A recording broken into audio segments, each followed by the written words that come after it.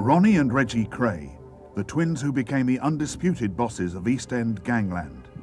Were they born villains, or did fate shape them for the role? A lot of people stole things because they were hungry. They had no other means to live. I know people say, oh, other people got out the East End and they made it. It's not like that for everybody. I mean, some people are more brainy than others. They have more chances. And in your life, you mean to go one way and you're pulled another. It's not the individual's fault all the time. The Krays had got something about them that was almost indefinable. To say that they were personalities is wrong because they projected an aura of evil, of power. They would resort to violence at the slightest provocation to establish a reputation. And this they did very, very successfully, so that not only foreigners and people that intruded into the East End, but members of their own gang respected them because of that violence. But if the Krays were so evil, why did the community in which they lived put up with them for so long? In London's poorer quarters, the line between right and wrong had long been blurred. Many of life's simple pleasures were outlawed by the state. Late-night drinking, card and dice games, and off-course betting. I mean, I lived in a place called South Grove Buildings. It was a big old block of flats. There was at least 3 bookmakers in there, used to take the bets. And they all got a living. And all of a sudden they might say to my dad, Barney, my dad's name, Barney, got to nick you today. So at B's turn to get nicked, they take him to court. Illegal bookmaking, street bookmaking, might get found a fiver. The East End contained many illegal drinking and gambling clubs, which were frequently targeted by the police. People were in there playing cards, and then the police would raid it. They'd take them to the police station, have to appear in court next morning, get fined 10 shillings, 5, whatever it was in them days. And that's where the people thought, what are we doing wrong? All we're doing is playing cards. We're not doing anything wrong. And they're arresting us. And so they lost their respect for them. Down the East End, the police were sort of natural enemies in some extent. And people didn't come running in with information unless it was to their benefit. Because there was so little respect for the law itself, many East Enders were unwilling to call on the police to investigate even serious crimes. They're a community of their own. They've lived hard, they've had a hard time, but it was their ethics and a code of honour that you didn't normally grasp. But this code of honour exposed the community to exploitation by professional criminals who turned it to their own advantage. In the East End, the law that was enforced was often the law of the Kray twins, Ronnie and Reggie. The twins ran that part of London like an iron rod. There was nothing that went on in that East End that they didn't know about. If there was a wrongdoing, get off the manor, because they would come down on you like a ton of bricks. Well, you know, they keep saying about protection. They was running the protection racket. It wasn't actually like it sounds. They would go into a place and say, if you don't give me we'll look after you. If you don't pay this, you'll be in trouble and all that. The people actually used to go to them and want them to look after it and let it be known that they was looking after a place. They wasn't actually, I suppose it is a protection racket in a way, but it was worked on a different basis. People used to go to them and ask them to look after them. There were lots of people that walking into pubs that were taking a lot of money in those days. Remember, we were talking about the early 60s, when live music and good entertainment was throughout the East End, throughout every part of London. And protection money was being asked for. And therefore, rather than pay 3, 4, 5, 10 bullies, it's better to go and ask Ronnie and Reggie Kray, could you just appear for 10 minutes or have 1 or 2 drinks in our pub on a Saturday night? Once it was known as a pub that the Krays used, then that publican didn't have any more trouble. They only went into people that were breaking the law. You know, like if you had a publican who was having a laugh-to-timer, then they could go into him. Or if they had a club where they were doing illegal gambling, dice, spieling or something like that, they would go into them. They want their whack. But no way could they ever go into straight people. Because the first, if they come into you, the first thing you do is pick the phone up, give it to the police. And that was it.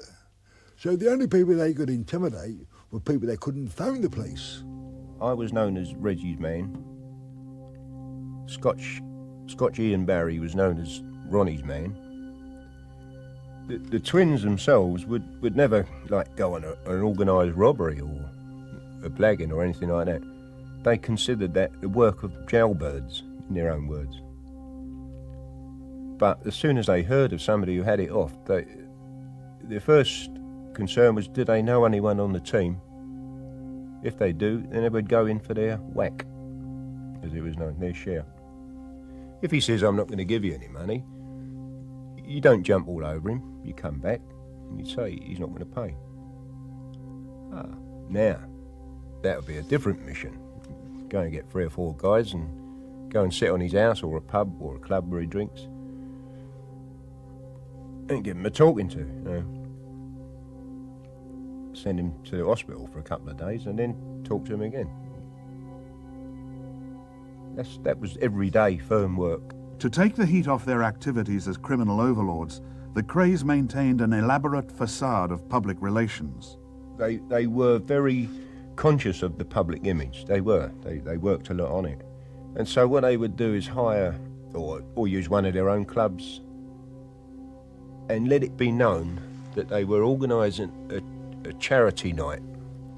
They didn't put their hands in their pockets and say, oh, look at this, I'm shocked about the children's unit has got no scanner or whatever. I'm going to put this money in. No, they would get other people to give it to them. Then they would hand it over, the cameras and whatever, and take the glory from it. News of these up-and-coming charitable sportsmen was by now hitting Fleet Street. But to some crime reporters, the story didn't quite add up. Norman Lucas of the Sunday Mirror sought to win the Krays' confidence in search of the truth. He found the twins at their club, the Double R. There was a constant flow of villains in and out, and they would stand at the other end of the bar and there would be whispered conversations, and then Reggie would say, well, I won't be a minute, and he'd detach himself and go along the other end of the bar and have whispered conversations with these various people.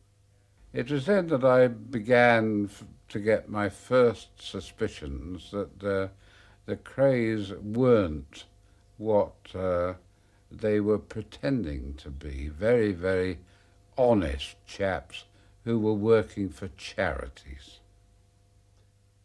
Norman Lucas nursed his suspicions about the Krays, but many patrons of the Double R saw nothing in the twins' conduct to disturb them. Ronnie and Reggie were always the customer side of the bar with the customers. They were just socialising the whole time. You were never aware of any business going on whatsoever. They were just in the company all the time. As we always said, if you want to be treated like a lady, you'd be speaking to a villain. I've been invited to lots of Chelsea parties with Hooray Henrys.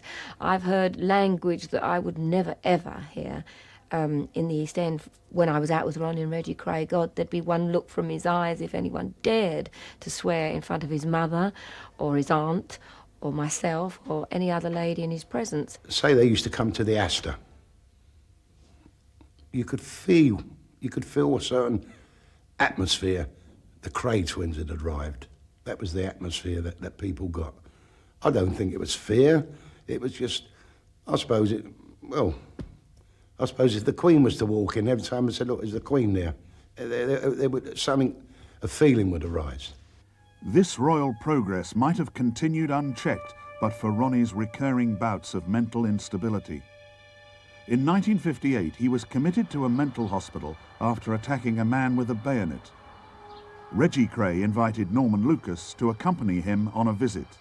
Reggie went in to this mental hospital, and I thought Reggie came out, and we drove off in a bit of a hurry, I must say. I mean, I was being driven, I wasn't. I was in their car, and so I turned round to Reggie like an idiot and said, how was Ronnie? And he said, well, I'm bloody Ronnie. He said, Reggie's in there now. And I thought, Jesus, what have I got myself into? I said, but you mean you're now an escaper? And he said, well, I'm not really, am I? He said, they shouldn't have put me in there in the first place. I'm perfectly sane. Why should they do that? And I thought, well, now where the hell does this put me? I mean, I'm just a newspaper man. The switch pulled off, Reggie walked free. But Ronnie was now a fugitive and Lucas perhaps an accomplice. With Reggie at his elbow, Lucas called on contacts at the Home Office to negotiate a surrender deal for Ronnie with no penalties attached. And I came off the phone and Reggie said, I wouldn't have bloody believed it if I hadn't been standing in the phone box. He said, what's he saying, this man in the Home Office? I said, well, you heard. I said, if Ronnie will give himself up now or tomorrow morning, he will go back there, but he won't necessarily stay there. And Reggie said, well, that's bloody marvellous. He said, how is it you know such high-powered people at the Home Office? Now, all part of the job, Reggie, all part of the job. The job Lucas was really doing was penetrating the Krays empire in order to expose them. It wasn't easy, but following Ronnie's release, the police were having even less success. It was always difficult to try to mount an action against the Krays if you worked in the East End. I mean, the story always was that whenever there was a serious crime in the East End, it was down to the Krays. On 2 occasions, I was approached by individuals, one of whom had a small club, the other had a small business making perfume for these suitcase sellers in Oxford Street, both of whom were threatened by the Krays to pay their rent, as they called it, and if they didn't, they got beaten up. And in fact, the chappie with the poor perfume, he got his place burnt down. And the answer is yes, they got there by fear and the lack of evidence. In July 1964, Scotland Yard set up a special squad to investigate the Krays rackets. But even after Nipper Read had taken the twins into custody, key witnesses mysteriously withdrew their evidence, including one woman who had begged him to free her from the Krays. When we said that we were taking these people away, they were going to be arrested, she fell down on her knees and grasped my legs in her arms and said, thank God, you've saved my life. And I said, we'll come later and take a statement from you, thinking that the next day would suffice. But the next day, of course, as happened in those days, we'd arrested the Krays at 1 o'clock in the morning. They were charged and they appeared at court the next day. On that day, when they appeared at Old Street Magistrates Court, this lady, now resplendent in furs and high-heeled shoes, was there, all very nicely dressed, and saying, Mr. Read, I'd like to stand bail for my good friends, the Kray twins. And so Read's first bid to jail the Krays collapsed. With Ronnie and Reggie back on the streets, they seemed invincible. But crime reporter Norman Lucas had hit on a sensational story. Lord Boothby, a leading member of the House of Lords, had been caught up in a homosexual relationship with Ronnie Kray. Ronnie didn't hide the fact that he was a homosexual. No. He liked young boys, young men. There were writers, there were the politicians, like the famous ones like Boothby, Dryburgh, and a few others. Supposing Ronnie might fancy a showbiz, so he used to put what they call a W out. It's a warrant. Anybody can get him back to the twins would get a payment of some sort of cash. We were all up the West End somewhere one night in this well-known Chinese place, and we saw this guy sitting on his own.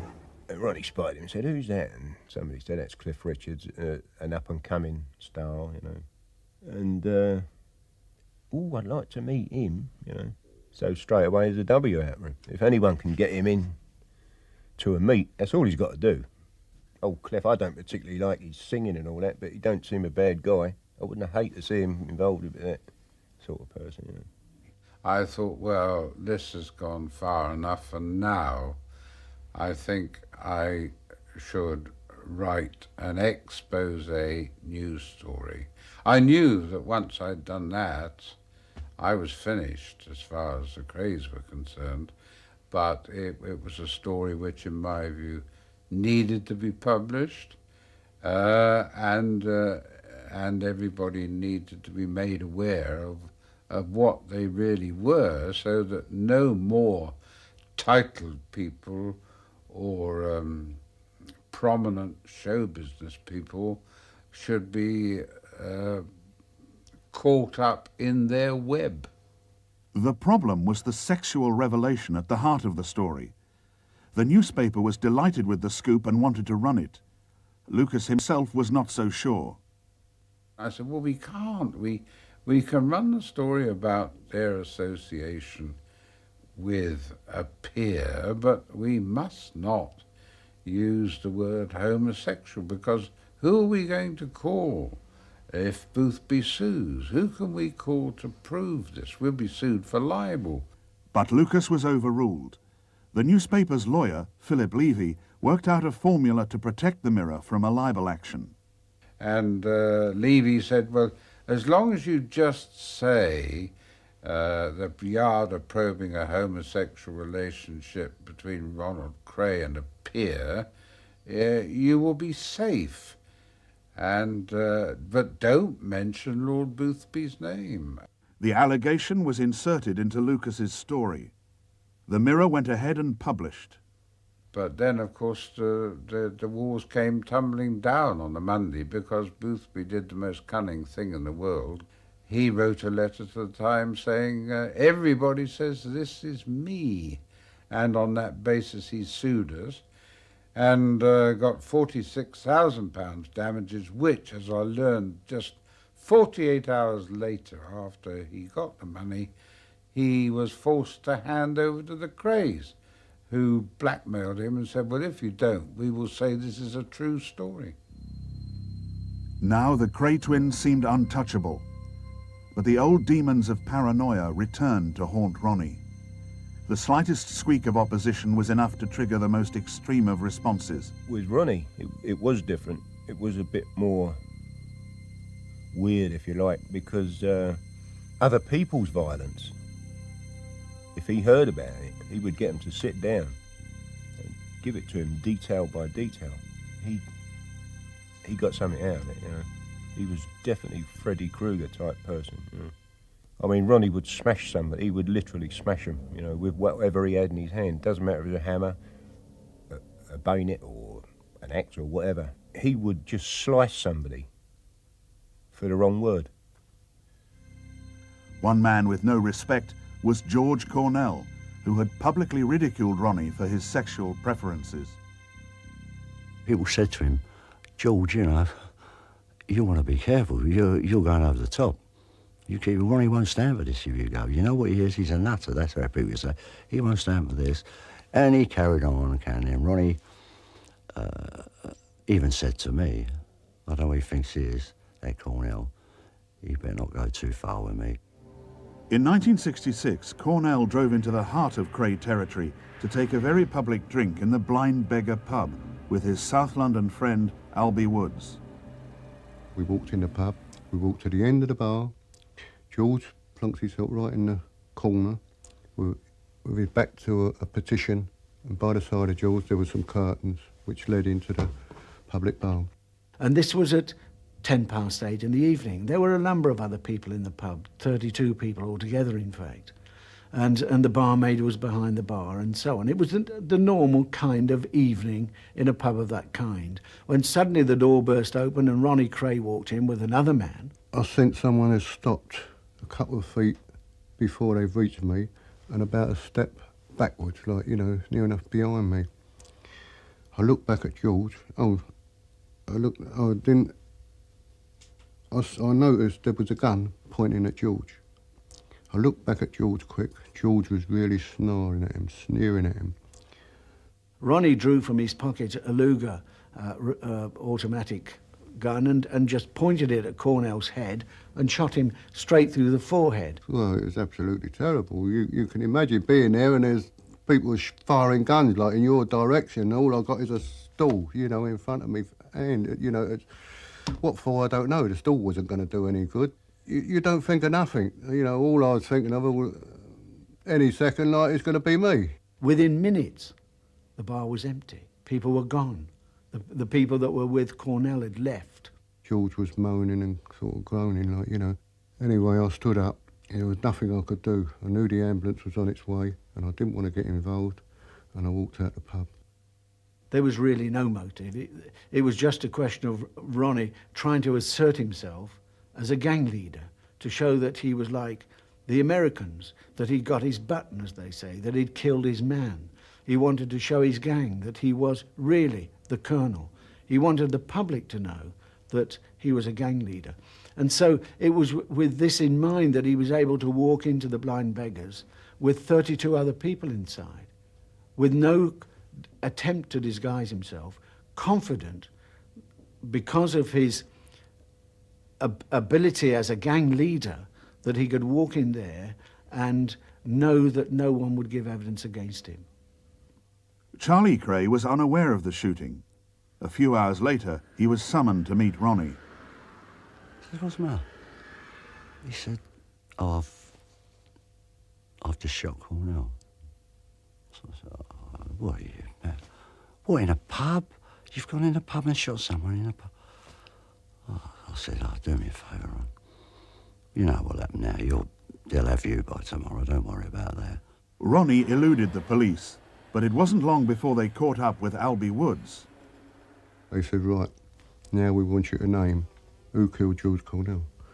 I said, I don't know who killed George Cornell. I said, I never saw their face. I said, it happened so quickly. I said, and, you know, just that they were standing behind me. I said, the shot, you know, went right across my face into George. And when we tried to get witnesses, people said they didn't see anything, they didn't hear anything. You know, it's as if the thing had never happened. The barmaid said she was downstairs. She was in the cellars trying to get some more drinks up and things of that kind. And so that there was this desperate situation where suddenly this dramatic event had taken place and nobody had seen anything. But they kept trying and kept putting plenty of pressure on, and, you know, but with all the pressure and all what I was offered, you know, no way could they win with me. I'd sooner be inside for the rest of my life than, you know, grass people up. When I think about the Cornell case and all the problems, that was really the beginning of the worst problems I was ever going to have. When I knew what happened, when they told me, I thought, I was just sick inside, you know, and I thought then that this is the beginning of the end. Further evidence of Ronnie's deteriorating condition was the extraordinary scheme to spring his old friend, Mad Axeman Frank Mitchell, from Dartmoor jail in the absurd hope that it would force the Home Office to grant him an early release. In fact, it was hardly an escape at all. Mitchell simply walked away from a moorland work party and was picked up in a car by Donahue. We were actually in Fulham when it came on the news that he'd been reported missing. Anyway, he ran up in a flat over in Barking and he started performing. You imagine, if all the psychiatrists and screws and whatever can't control this guy, what chance have the twins got, you know? Yeah, we got him a girl, hostess out one of the clubs, keep him quiet. That worked for a couple of weeks. But it soon became clear that Frank Mitchell was more trouble alive than dead. They wanted him to give himself up and go back to prison. But of course, it was too late then. Mitchell had enjoyed this comfort, relative comfort. He'd enjoyed the pleasures of this young girl. And so he said, no, I'm not going back. And then he became an encumbrance. And so then it was decided that they'd got to do something very positive about him. They told Mitchell that he was going to another house in Kent. It has never been proved who was behind the events that unfolded next. Pack up, get him out of the flat, take him round the corner. The guy stood on the pavement, opened the back of this old Thames-type van. I get in, there's two guys sitting on a wheel casing on the left. The wheel casing on the right is empty, so Frank got in first. I went to sit beside him. They said, "No, you go up the front and tell the driver how to get back to the tunnel." And I'm saying to the driver like a plum, I'm saying, just go down, do a right, and you're back on Barking Road. In the meantime, the guy shut the back doors. He's come round to where he's going to sit in the passenger door. Gets in. The van is running now. He gets in.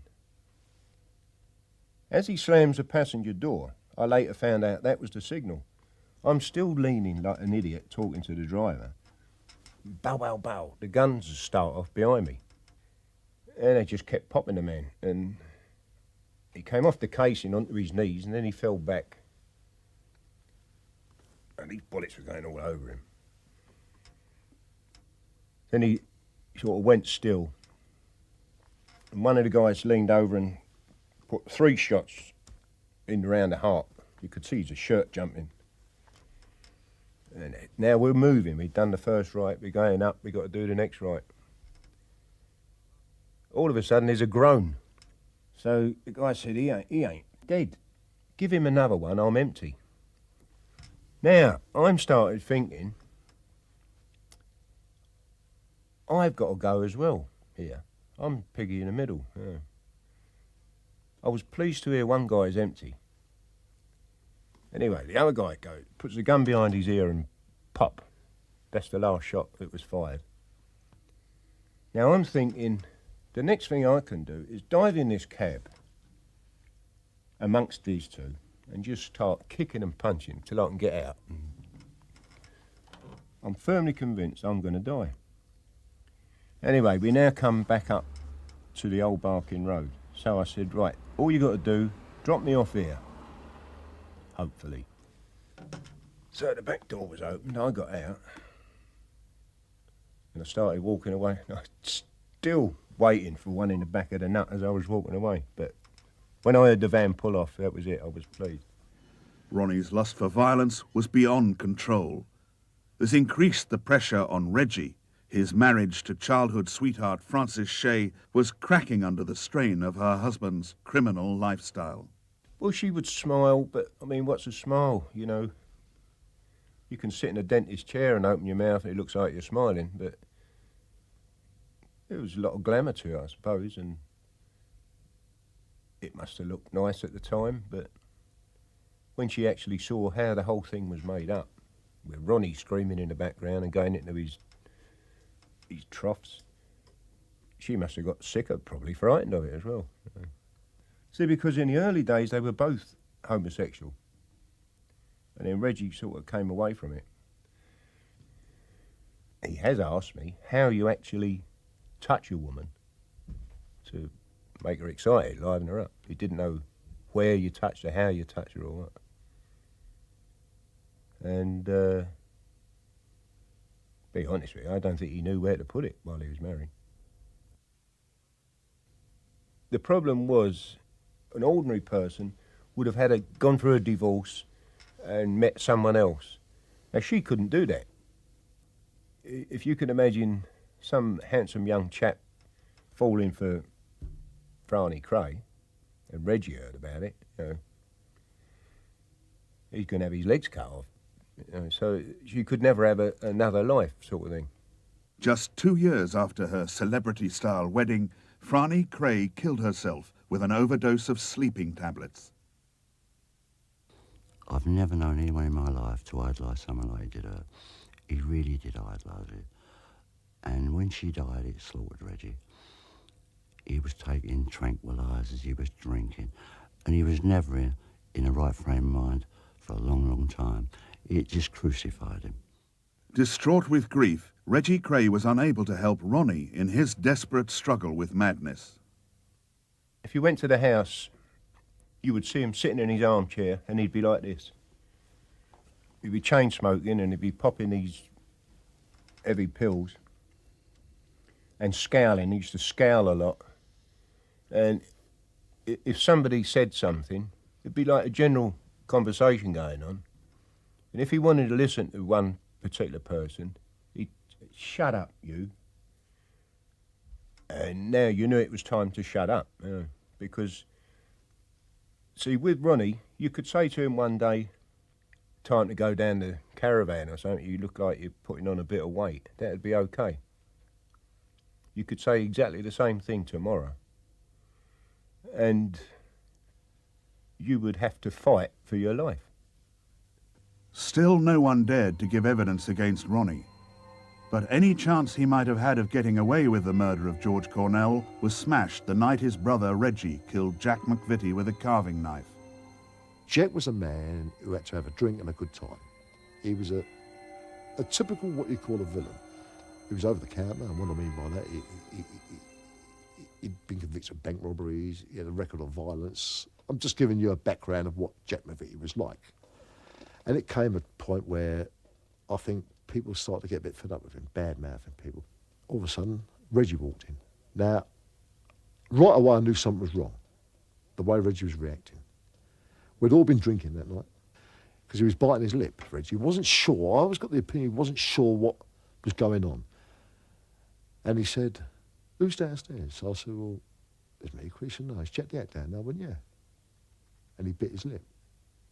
I come upstairs to get a pack of cigarettes out of the machine, and Tony Barry's walking towards me, the club owner. And he says to me, there's a party around at Blonde Cowell's. So we go down to Blonde Cowell's house, which is Nevering Road, and we're having a bit of a joke on the way down. And we go in, and we go down the stairs, and Jack goes running in the room, where's the party, where's the party? When I walk into the room, I see Ronnie over in the corner, watching television. And the next thing, Ronnie pushed past me, went hello Tony, and he hit Jack under the eye of a glass, a gin glass, little glass it was, and he cut him under the left eye. But the next thing that happened, Reggie got a knife in his hand, and Hart pinned him for some reason, got hold of him, and he let him go, and Reggie tried to shoot him. But the gun failed to go off. It's a 32 Mauser. It was a brand new one. Come on, I mean, I don't believe this is happening. These are professional people. I mean, these are the most professional villains in London. You don't do these kind of things. I thought, what have I got myself involved in here? And I said to, I think it was Connie White, I said, Connie, I don't want no part of this. This is so out of order. And Ronnie Kray came out and he said, what's the matter with Chris? And Connie said he didn't come down here for this. In the meantime, Jack jumped up, and this is what exactly happened. He walked over to the window and he punched the window, and the words he said were this, who do they think they are? And he punched the window in temper. And for the first time I was scared. That's what I really felt. I've never told anybody that. And in some ways I felt a coward. There was a part of me wanting to run in and just help the guy out. And a part of me held back because Tony was there, and I mean, I didn't know what he knew or what he didn't know. So I'm really on the horns of a dilemma, you know. Whichever way I turn, I mean, I've got a sword hanging over my head. When the gun failed to go, I thought that would be it. But then again, I look back on it, and I think to myself, he had to go. You couldn't leave him free now. We'd set him up. We'd put him in the middle. There was no way out. Whatever way it did, he's going to have to go. The next thing that happened is a carving knife is thrust into Reggie's hand. Now things are moving fast, and all I saw was the knife. He must have stabbed him twice within seconds, because I see him sag, and the next thing that happened, Reggie done him in the neck, and the knife arched. And I turned away then, and as I turned around again, I saw the two Mills brothers running out of the room. And there's Jack on the floor. And he had a gash in his neck, which I would say went a third of the way around his neck. But he was dead, the blood was everywhere. And there was just this silence there for about 30 seconds. No one seemed to realise what had happened. Everyone was looking at each other. And all that happened then was Reggie saying to me, get rid of that, Tony. And they'd gone. I went downstairs, and there's the body laying there. But it's hard to understand unless you was in my boots. I just didn't think he was dead. I just couldn't imagine him. I mean, he's laying there in front of me. I thought he was going to come to life. I thought he was asleep. I just didn't think he was dead. Then we heard a knock from upstairs, and it was Tony. I said to my brother and Ronnie Bent, I said, well, what did we do here? Now, the idea is to get him out of that flat. Went upstairs and got a quilt. You know, one of them big fleecy kind of quilts, the old-fashioned kind. Got one of them. Got Jack's body, put him on the quilt and wrapped it over. Left him in the middle of the floor and systematically went through the whole house, washing up glasses, carpet, pulled that up where there was blood stains and all that kind of thing. Come about maybe 3 o'clock, maybe between 2 and 3, where we ran the body out to the car, lifted up the boot and actually put the body in the blanket and all that in the car, in the boot of the car. Pulled the lid down. We then have an argument about who's going to drive it away, because nobody wants to be seen that time in the morning. Now, bearing in mind that I don't know that the offside lamp is not on. It was a 2-tone Zodiac, blue and cream if I remember it right.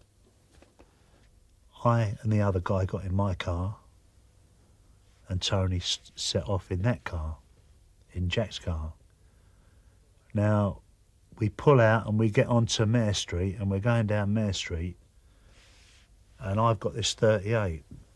Now, no way am I going to let anybody take Tony. And the arrangement was if I'd have been stopped, there would have been trouble. There was no way I was going to take a stop with that. So there's a police car pulls up, gets between Tony and I thought, if they stop him, I'm going to get out and I'm going to do the business. And I let the other guy with me know that. Some reason or other, they turned off. And Tony went on and he went through the Blackwall Tunnel and I followed him up and I went through it after him.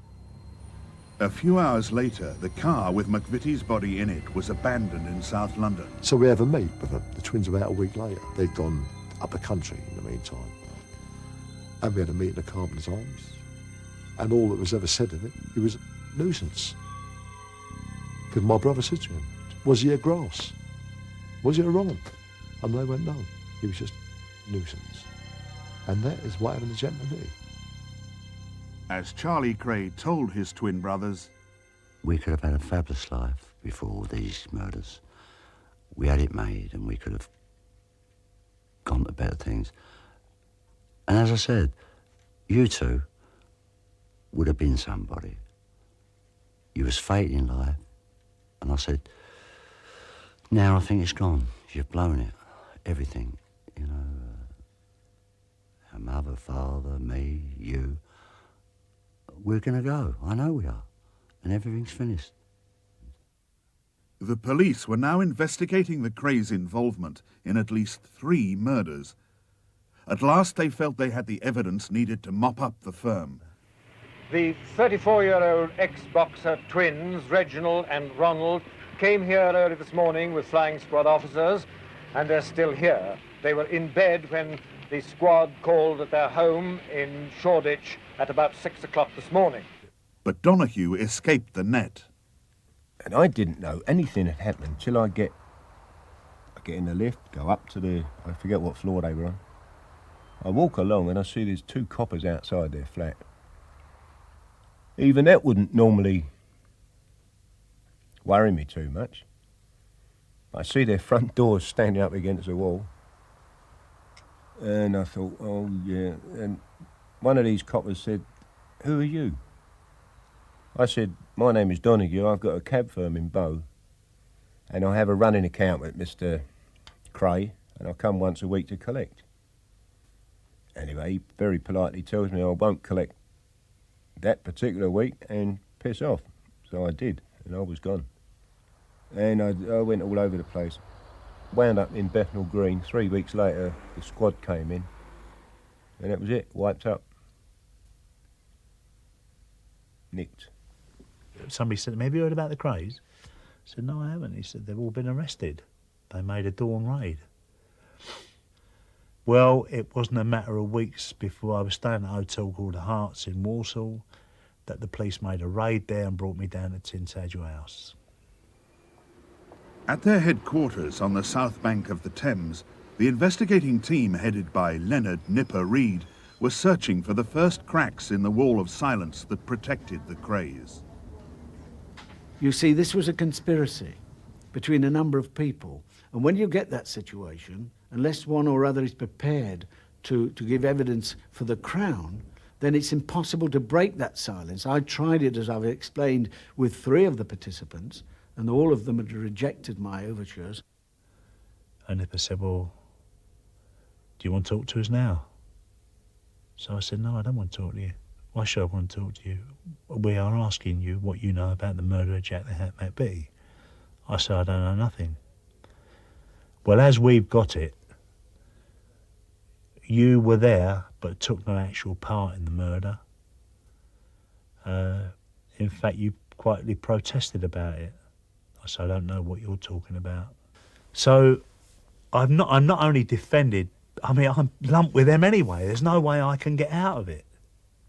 If I want to change solicitors, I'm going to offend them. You understand what I mean? So really, there was no way of even fighting the case. And really, I mean, there were in many respects, anything you said to defend yourself put them in a very, very bad position. So invariably, we said nothing. As far as the twins were concerned, it didn't happen. We can't be seen to be saying something did happen when they're denying all knowledge of it. That's a nail in their coffin. And bearing in mind, we were with them. We were involved here. It's not our row, but we're involved. So we've got to sync with them, whether we like it or not. People have said to me many times, I wouldn't have done that. But they haven't got to look in the mirror. It's me who's got to look in the mirror at the end of the day. And I have to live with that. And I couldn't stand the thought that anything I said would help to convict men and put them down for that length of time. But the persistence of Nipper and his team was rewarded. One after another, former Kray associates broke the criminal code of silence and turned Queen's evidence. Anyway, I go up for a solicitor's visit, it's called. I walk in the room, there's the twins and Charlie Kray, and old Manny Freedy sitting down. There's an empty chair for me. So we're all sitting down. So they say to me, what do you reckon? I said, well, this is what I've made, notes I've made. Reggie takes the notes, reads them, and just ripped them up. When he sees this, Freedy, he gets up, he says, I'll go and get another chair. Who for? We're all sitting down. He just wanted to be out of the room so they don't hear. Ronnie says, don't bother with notes, Albert. He said, what we're going to do, Scotch Jack is going to hold his hands up for Cornell. Young Ronnie's going to hold his hands up for Jack the Hat. And we want you to hold your hands up for Mitchell. And we'll take all the violence and frauds. What a wonderful chap, you know. So I looked at him and I said, no. And wow, the temperature went down in that room about 10 degrees straight away. And they just staring at me. So that was it. I am now off the firm. Freedy comes back, smells it, and he said, my boy, just because you're not a Kray doesn't mean you won't get the same treatment. I said, yeah. Finish. Donahue trusted his instinct. He pleaded guilty to a lesser offence of being an accessory to murder and was sent to prison for 2 years. The most damning witness of all proved to be Ronnie Hart, the Kray's own cousin. Once Hart had decided to tell us who was present, what their involvement was, and the fact that they were present, of course, makes them guilty of the murder, indeed as guilty as Reggie Kray had actually wielded the knife. Once he had given that evidence, we could charge all of them, which we did. He said, you want to go down with him, you're going to go down with him. Don't stand no nonsense off him. Charge him. Ronald and Reginald Kray were sentenced to life with a recommendation that they should serve a minimum of 30 years. Chris and Tony Lambriano were also sentenced to life. They didn't come out for 15 years. Charlie Kray was sentenced to 10 years for being an accessory to murder. But in the East End, there were mixed feelings about the verdicts. When the twins finally got nicked and they got found guilty and what happened to them, I was very, very upset, because even though people think they was murderers, villains, gangsters, I mean, there's a lot of people done a lot worse than them, got a lot less for it and still getting less for it. And in a lot of people's eyes, they'll still go as two nice boys, even though it might strange sounds to you. They will be known, still be known as two nice boys. I mean, the whole of the East End was devastated. I don't think they ever dreamed, nobody in the East End thought that they'd be sentenced to 30 years, minimum sentence. But one of the architects of their downfall has no such sympathy. I didn't consider them to be friends as such. Okay, I enjoy having a drink with anybody, and I enjoy listening to anybody's stories of this or that. But I felt that at the end of the day, I was going to get a first-class story out of it, possibly a book, a feature series, and do a public service in exposing them. And I had no scruples about using them and conning them as much as I could.